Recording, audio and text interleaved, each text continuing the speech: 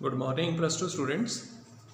आज मैं बहुत ही इम्पोर्टेंट टॉपिक आपके सिलेबस का टच करने जा रहा हूँ और मोस्टली इस टॉपिक के ऊपर 1-2 साल छोड़ करके कोई ना कोई आपको न्यूमेरिकल प्रॉब्लम ज़रूर आती है।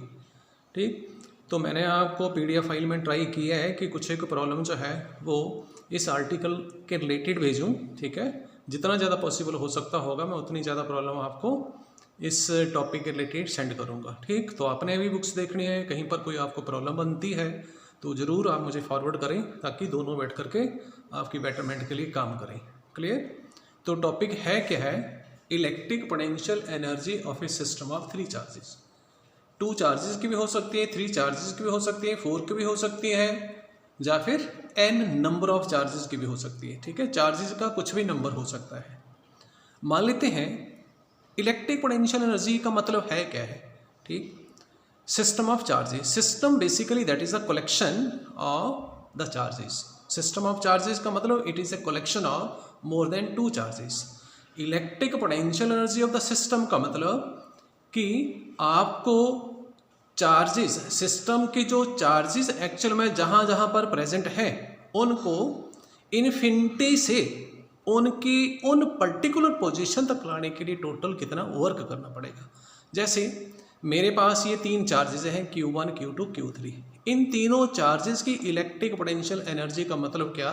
डायग्राम में देखा जाए, चार्ज Q1 A पॉइंट पर प्रेजेंट है, Q2 B पॉइंट पर प्रेजेंट है, Q3 चार्ज C पॉइंट पर प्रेजेंट।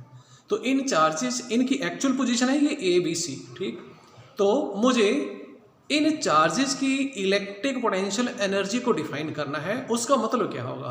इन तीनों चार्जेस को एक एक करके मुझे इन्फिनिटी से उनकी एक्चुअल पोजीशन तक लाने के लिए कितना वर्क करना पड़ेगा।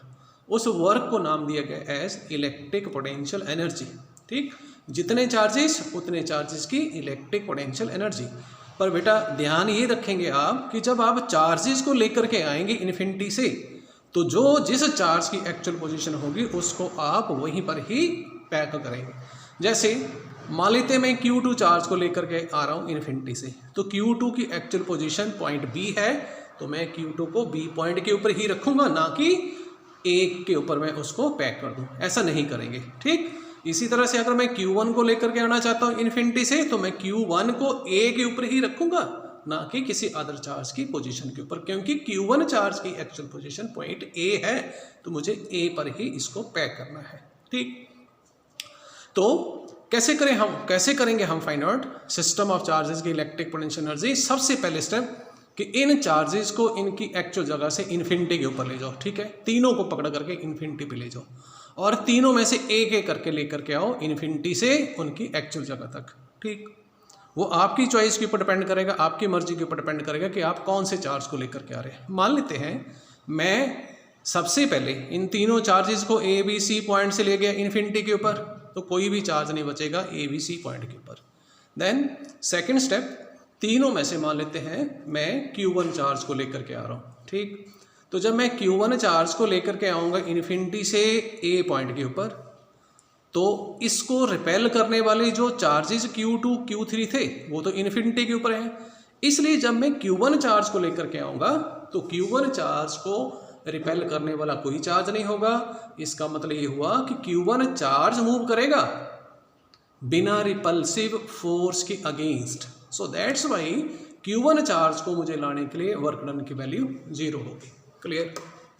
नंबर 2, जब मैं Q2 चार्ज को लेकर के आऊँगा, ठीक, अब मैं मान लेते हैं Q2 चार्ज को लेकर के आ रहा हूँ, तो जब मैं Q2 चार्ज को लेकर के आऊँगा तो Q1 चार्ज तो पहले होगा ना, तो Q1 चार्ज क्या करेगा? Q2 चार्ज के मूवमेंट को रिपेल करेगा। तो मुझे Q1 चार्ज के रिपल्सिव फोर्स के अगेंस्ट Q2 चार्ज को लेकर के आना पड़ेगा। तो इस रिपल्सिव फोर्स के अगेंस्ट मुझे कितना वर्क करना पड़ेगा? Q2 चार्ज को B पॉइंट जो इसकी एक्चुअल पोजीशन है वहां तक लाने के लिए वो वर्क Q2 चार्ज की हो जाएगी electric potential energy B point पर होगी कितनी, वो मैंने ये वाली फाइंड की है। ठीक, W2 that is Q2 charge को इन्फिनिटी से B पॉइंट तक लाने के लिए कितना वर्क हुआ? W1 मैंने इसलिए लिखा क्योंकि Q1 चार्ज मैं पहले ले आया हूँ ना, फिर Q2 चार्ज को लेकर के आ रहा हूँ, तो पहले वाला चार्ज क्या करेगा, जिस भी चार्ज Q2 को हम लेकर के आ रहे हैं उसको ये रिपेल करेगा, तो रिपल्शन के अगेंस्ट वर्क करना पड़ेगा। ठीक, उस वर्क की वैल्यू को हम कैसे देंगे, by the definition of electric potential. तो वर्क डन ये वाला W12 ओवर Q2 वो होगा Q1 चार्ज का B पॉइंट पर इलेक्ट्रिक पोटेंशियल। तो Q1 चार्ज का B पॉइंट पर इलेक्ट्रिक पोटेंशियल ये होगा। ठीक, तो वर्क डन की वैल्यू W12 की वैल्यू कितनी आ गई, Q1 Q2 over 4 pi epsilon 0 R1 vector minus R2 का मॉड। ये ध्यान रखना, बहुत ही सिंपल है।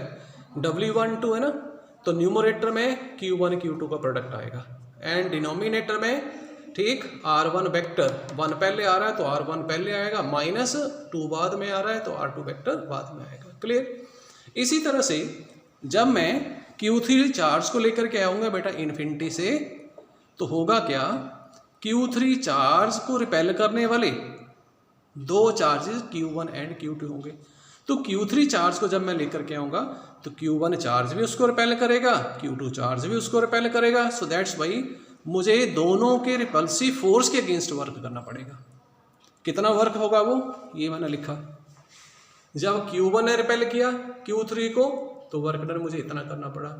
Q2 ने जब Q3 को रिपेल किया तो W23 वर्क करना पड़ा।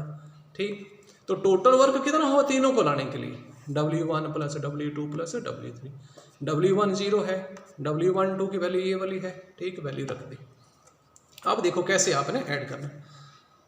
W12 लिखा है तो चार्ज Q1 Q2 आगे, W12 12 आ रहा ना, तो यहाँ जैसे 12 ओवर ये तो कांस्टेंट ही है R1 वेक्टर माइनस R2 1 2 तो 1 2 वेक्टर। ठीक, ये क्या है W13 तो Q1 Q3 over a mod of R1 vector minus R3, then W23 ठीक, तो Q2 Q3 over R2 vector ये 2 3 तो 2 3 का प्रोडक्ट ऊपर आएगा चार्जेस का, और 2 3 पोजीशन वेक्टर डिफरेंस की फॉर्म में डिनोमिनेटर में आएंगे। क्लियर। टोटल वर्क कितना हुआ, ये आ गया टोटल वर्क डन। क्लियर।